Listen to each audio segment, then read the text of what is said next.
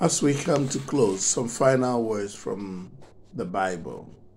Psalm 107 says this: Give thanks to the Lord, for he is good.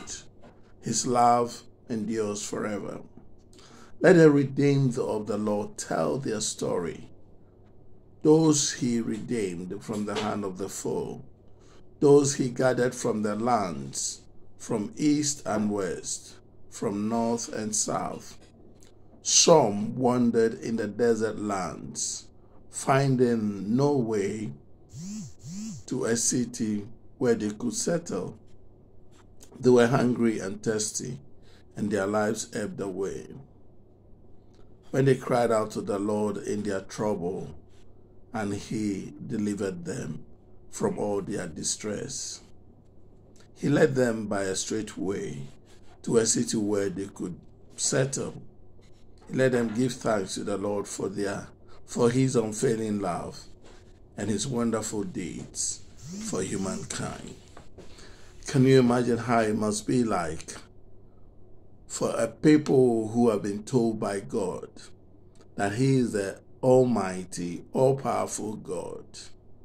Can you imagine what it must be like if your dad tells you that he owns the whole city of Reading or the whole city of London, and yet you can't find a place to sleep? The Bible says in verse 4, they wandered in desert lands, finding no city to settle.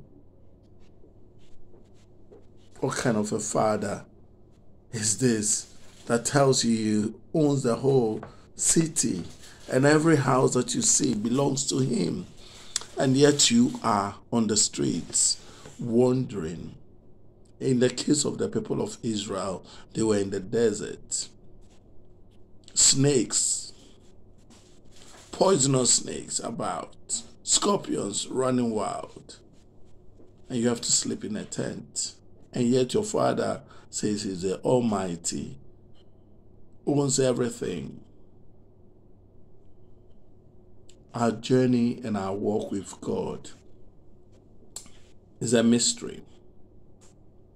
In the end, the Bible says that God brought the people of Israel to a land where they could settle, a promised land.